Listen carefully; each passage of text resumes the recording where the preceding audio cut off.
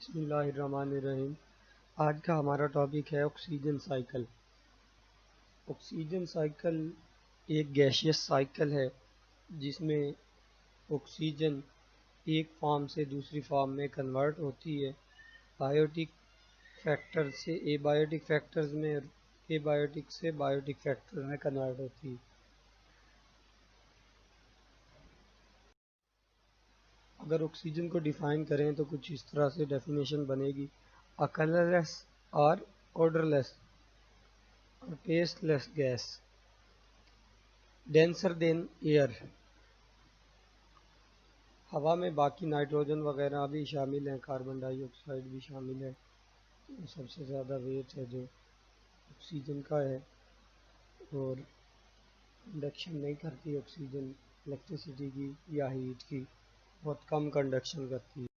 तो ये प्रॉपर्टीज़ हैं ऑक्सीजन की। Oxygen is the main component of earth atmosphere, can always be found with other elements.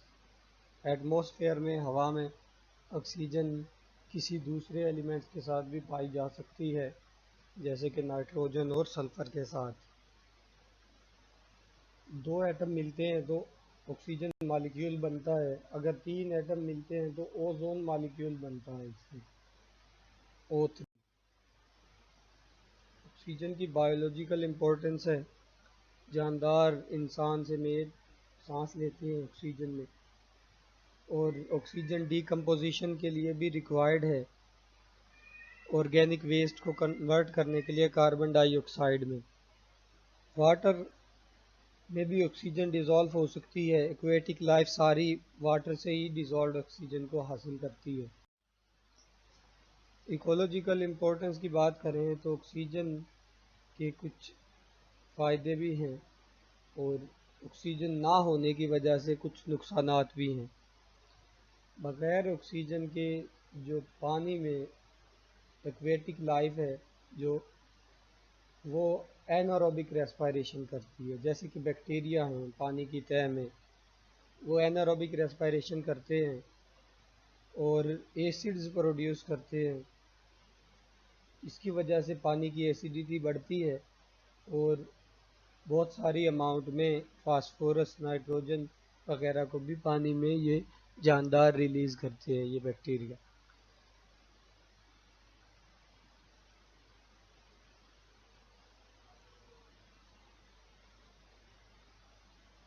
यही bacteria toxic gas भी produce करते हैं, अमोनिया, हाइड्रोजन सल्फाइड वगैरह, कार्बन डाइऑक्साइड और मीथेन। गैसेस जितनी भी ये प्रोड्यूस करेंगे वो फिश के लिए, बाकी एक्वेटिक एनिमल्स के लिए जहरीली होंगी, और दूसरे बैक्टीरिया और इंसेक्ट के लिए फ़ायदेमंद होंगी। अगर पानी की तह में ऑक्सीजन कम होगी तो उसके अंदर स्मेल प्रोड्यूस हो जाएगी, ऑडर प्रोड्यूस हो जाएगी एनारोबिक बैक्टीरिया की इस एक्टिविटी की वजह से। रेजरवायर्स की बात करें तो ऐसे तो तीन मेन रेजरवायर हैं: लिथोस्फीयर, एटमॉस्फेयर और हाइड्रोस्फीयर। लेकिन बायोस्फीयर भी एक छोटा रेजरवायर है जो कि ऑक्सीजन को स्टोर रखता है। जानदारों के जिस्म में पता है सबको कि 65% ऑक्सीजन होती है। इसके अलावा लिथोस्फीयर में ज़मीन में भी ऑक्सीजन की अमाउंट मौजूद है, एटमॉस्फेयर में भी कुछ अमाउंट मौजूद है, हाइड्रोस्फीयर में भी, वाटर में भी डिज़ोल्व्ड ऑक्सीजन मौजूद होती है।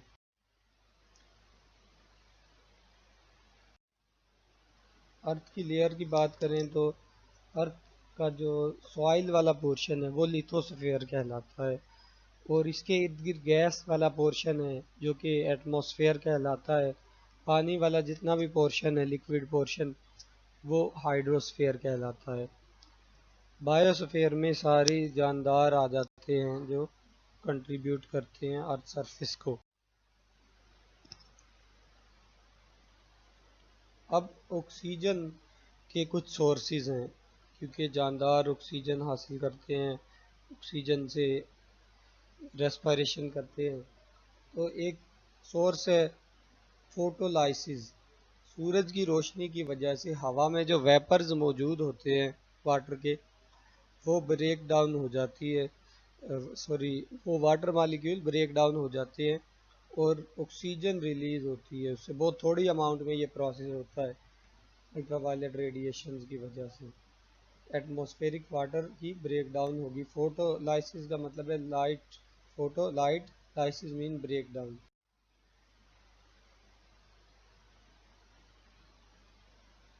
एटमॉस्फेयर में और बायोस्फेयर में रेस्पायरेशन की वजह से ऑक्सीजन बहुत ज़्यादा यूज़ होती है और डीके मैकेनिज्म की वजह से भी ऑक्सीजन यूज़ होती है। एनिमल लाइफ और बैक्टीरिया इस ऑक्सीजन को कंज्यूम करते हैं और रिलीज करते हैं।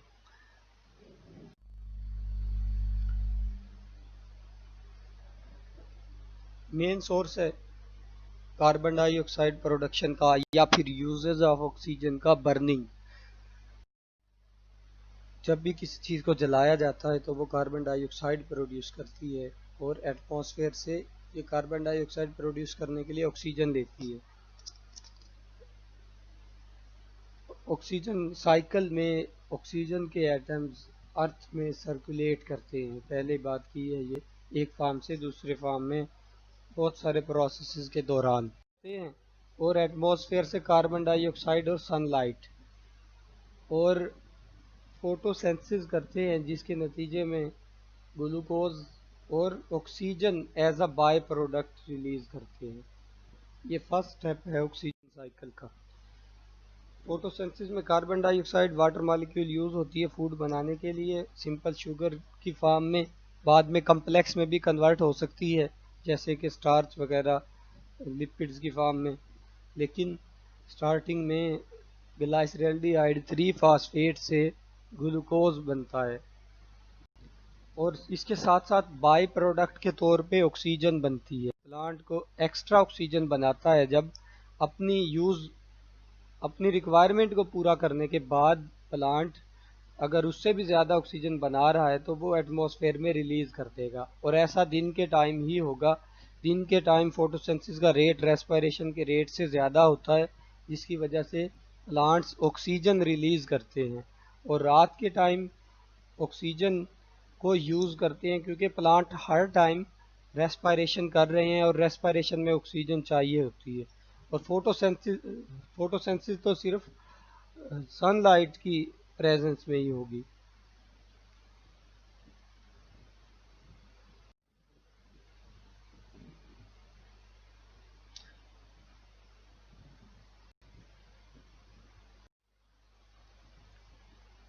प्लांट ऑक्सीजन को प्रोड्यूस कर रहे हैं, इस डायग्राम में दिखाया गया है। कार्बन डाइऑक्साइड को यूज़ कर रहे हैं, लाइट एनर्जी को यूज़ कर रहे हैं, वाटर को सॉइल से यूज़ कर रहे हैं और फोटोसिंथेसिस करके सारा प्रोसेस हो गया। सेकंड स्टेप है ऑक्सीजन साइकिल का, रेस्पिरेशन। ये जो ऑक्सीजन प्लांट्स ने बनाई, अब ये ऑक्सीजन इस्तेमाल होगी एनिमल्स से, क्योंकि प्लांट रात के टाइम भी ऑक्सीजन यूज़ करते हैं, दिन के टाइम भी ऑक्सीजन यूज़ करते हैं। लेकिन दिन के टाइम ऑक्सीजन को ज़्यादा प्रोड्यूस करते हैं, अपनी ज़रूरत से भी ज़्यादा। और एनिमल्स हर टाइम ऑक्सीजन यूज़ करते हैं और कार्बन डाइऑक्साइड प्रोड्यूस करते हैं। अगर रेस्पिरेशन के रिएक्शन की तरफ देखें तो उसमें इसी तरह से होगा। कोई मालिक्यूल्स होंगे, शुगर मालिक्यूल्स, और साथ ऑक्सीजन होगी रिएक्टेंट के तौर पर, और प्रोडक्ट के तौर पर एनर्जी होगी, और कार्बन डाइऑक्साइड वाटर मालिक्यूल्स होंगे।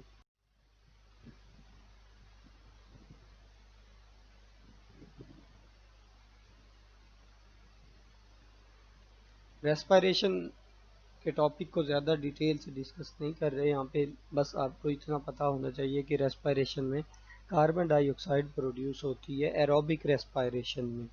एनारोबिक रेस्पिरेशन में कार्बन डाइऑक्साइड प्रोड्यूस हो सकती है, लेकिन अल्कोहल के साथ, जैसे अल्कोहलिक फर्मेंटेशन है। अल्कोहलिक फर्मेंटेशन में अल्कोहल के साथ कार्बन डाइऑक्साइड भी प्रोड्यूस होगी, लेकिन लैक्टिक एसिड फर्मेंटेशन में कार्बन डाइऑक्साइड प्रोड्यूस नहीं होगी। ग्लाइकोलाइसिस की बात करें तो सबसे पहले ग्लाइकोलाइसिस है। ग्लाइकोलाइसिस से पायरुवेट बनता है। अब अगर ऑक्सीजन मौजूद है तो पायरुवेट आगे एंटर होगा, पायरुवेट की मज़ीद ऑक्सीडेशन होगी और क्रेब्स साइकिल में एंटर होगा। लेकिन अगर ऑक्सीजन मौजूद नहीं है तो फिर ये पायरूवेट कन्वर्ट हो जाएगा। नेक्स्ट स्टेप होगा इसकी ऑक्सीडेशन का, सॉरी इसकी रिडक्शन का, जो कि पायरूवेट की कन्वर्जन होगी लैक्टिक एसिड में या फिर अल्कोहल में।